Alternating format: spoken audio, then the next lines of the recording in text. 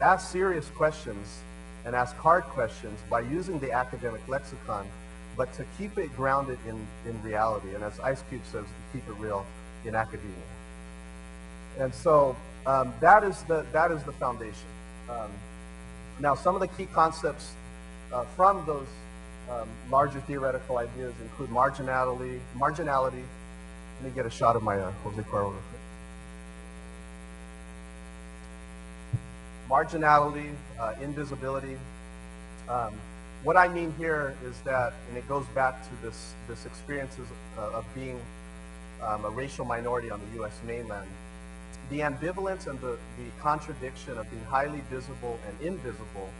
And what I mean is being highly visible as being non-white, as being different, being a racial other, and at the same time being invisible for who you are ancestrally or essentially. And so when you have that combined thing, it kind of perpetuates a more deep-seated and multi-layered experience of marginality. So one definition of marginality is simply being at the periphery, at the edge of the core economic, political, and social activity of the given society that we're talking about. And on the U.S. mainland, we're talking about, you know, a U.S. society rooted in colonization and Anglo hegemony.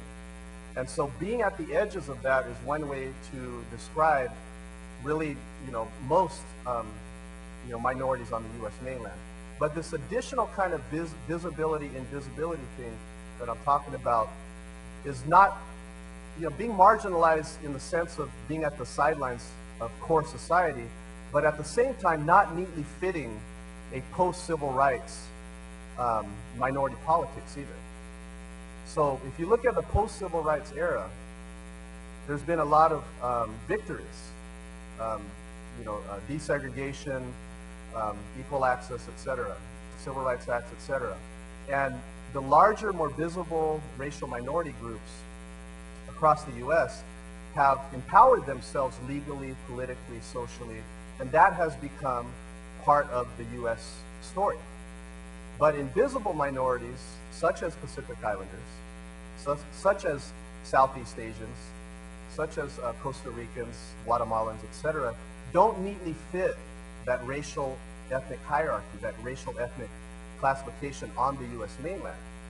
And at the same time, when you kind of put into the mix, you know, multi-ethnic or bi-ethnic, biracial children, like my godson, who's Chamorro and Chicano at the same time, they don't neatly fit. And so it's a level of ambivalence, it's a level of ambiguity that is like a double-edged sword. And it is from that understanding, that from that lens, that I look at, you know, kind of my physical and symbolic movements to and from Guam.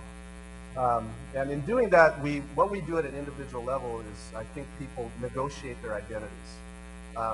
Growing up, being perceived usually as Mexican in Southern California, I've negotiated my identity, even in the way that I like pronounce my name. You know, I always negotiate with myself, okay, am I going to roll the R? Am I not going to roll the R? Or am I going to say it in an Americanized way? And I use all three. I use all three, actually. But I use Perez more often. And a lot of it is just kind of for practical reasons, you know, to not have to do like Guam History 101 on the spot. And just, you know, I got to move on to the next thing.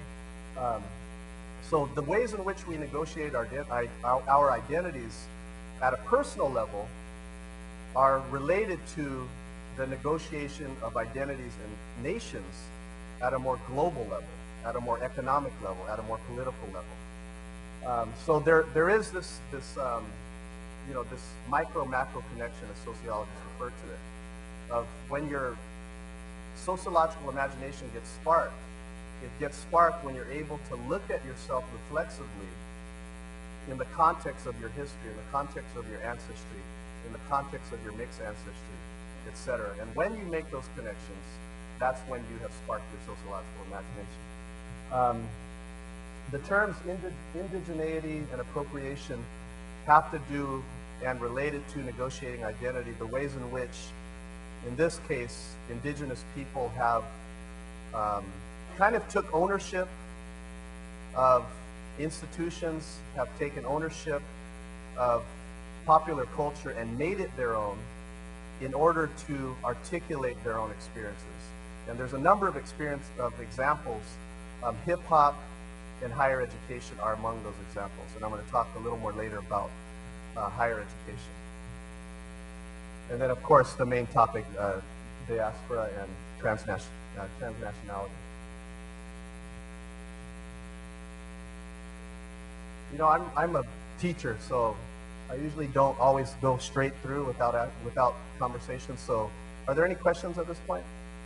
Okay, I'll probably put you in groups of about 10 minutes and have you like ask each other about each other's grandparents. Okay, the demographics. You know, I don't want to spend too much time on the demographics. Most of you are probably familiar with the demographics, and we're approaching the 2010 decennial census. And so all I want to highlight for you here is that, you know, keep an eye on the percentage or the proportion of Chamorros on Guam and the CNMI. You know, over time, and I'll show you on one of the other tables, over time you have a demographic reduction in the Chamorro population. And there's some implications for that, and there's different issues of debate regarding that demographic in and of itself that we don't have time to fully engage that. But I just wanted to highlight it for you because I'll come back to that later. So you see the bold 40%, this is based on 2000 census. On Guam, there were 40% Chamorros that made up the population on Guam, and in the CNMI, 26.6%. And then you see the other groups.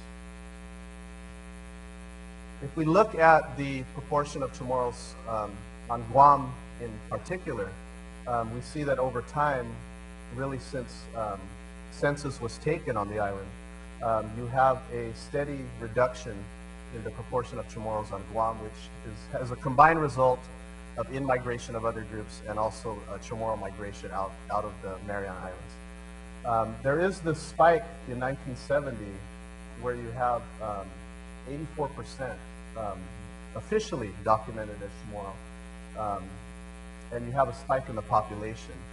This in part had to do with reconstruction after Typhoon Karen, but it also has to do with some of the problematic validity issues with how data is collected. And so Faye Untalan, you know, she makes the argument that this has to do with the counting of non-Chamorros as Chamorro under the quote-unquote term native. And so during that year, there was an overcounting because actually there were so-called Chamorros counted as Chamorros, but they weren't actually Chamorros. So, you know, that's the demographic spike. It has to do with human error as well.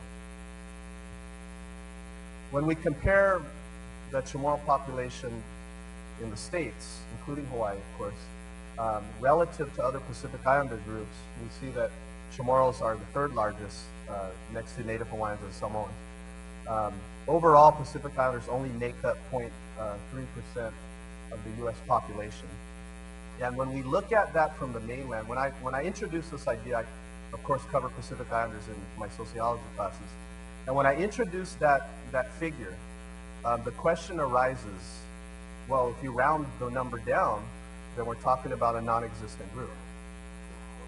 And so I have to really spend almost 45 minutes to an hour on the implications of the numbers from a broader perspective, from a diasporic perspective, from a transnational perspective. So I explain to my students that really that 0.3% really means 50% and above, depending on where you're standing. And so it is through that realization that they see, okay, even though I don't care about this group, even though they're numerically invisible, there is something to be said about globalization. And so when we, combine with that, when we see that they're officially now, there's about, nearly 50% of Chamorros are not on Guam. And there are speculation that there's actually more Chamorros out of the Mariana Islands, but this is not officially documented yet. And so there is a problem of undercounting in the 2000 census, especially for Chamorros and other Pacific Islanders in the States, particularly on the mainland. And so there are other implications for that. As you might expect, because you